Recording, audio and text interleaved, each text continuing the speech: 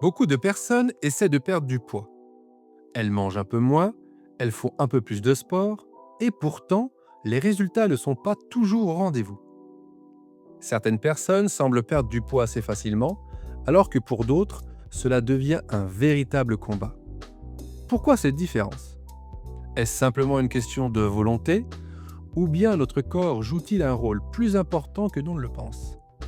Pour comprendre cela, il faut s'intéresser à la façon dont notre organisme gère l'énergie. Pour commencer, il faut comprendre un principe fondamental. La perte de poids repose sur ce que l'on appelle l'équilibre énergétique. Chaque jour, notre corps reçoit de l'énergie à travers les aliments que nous consommons. Cette énergie est mesurée en calories.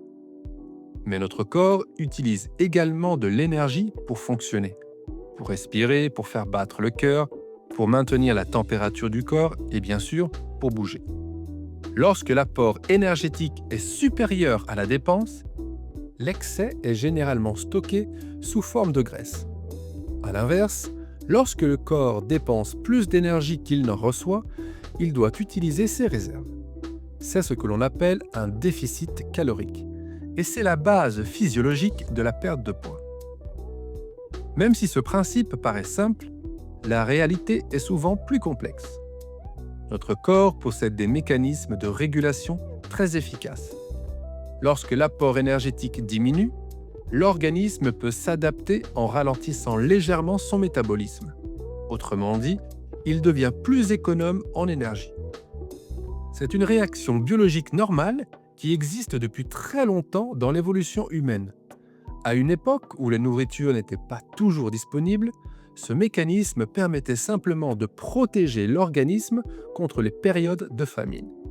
Mais aujourd'hui, cela peut parfois rendre la perte de poids plus difficile, car le corps essaie naturellement de préserver ses réserves.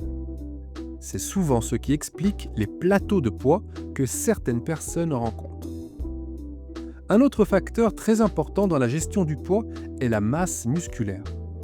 Les muscles consomment de l'énergie, même lorsque nous sommes au repos. Cela signifie que plus la masse musculaire est importante, plus le corps dépense naturellement de calories chaque jour. A l'inverse, lorsque l'on perd du muscle, par exemple lors de régimes très restrictifs, le métabolisme peut ralentir.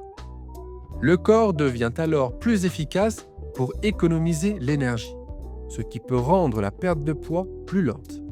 C'est aussi pour cette raison que l'activité physique, et notamment le renforcement musculaire, peut jouer un rôle important dans l'équilibre métabolique. La perte de poids durable repose souvent sur des changements progressifs et cohérents.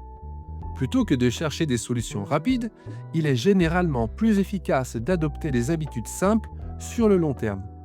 Par exemple, privilégier une alimentation riche en aliments peu transformés, maintenir un bon niveau d'activité physique, soutenir la masse musculaire et adopter un rythme de vie équilibré.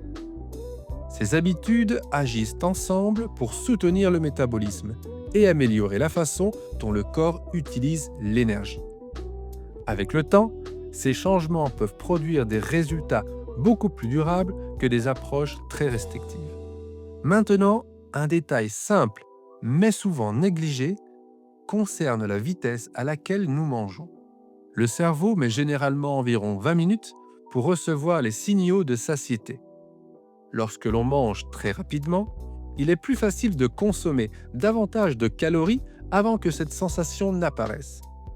Prendre le temps de manger et être attentif aux sensations de faim et de satiété peut donc aider à mieux réguler les apports énergétiques. La perte de poids ne dépend pas uniquement de la motivation. Elle dépend aussi de nombreux mécanismes biologiques qui influencent la manière dont notre corps gère l'énergie. Comprendre ces mécanismes peut aider à adopter des stratégies plus efficaces et surtout plus durables.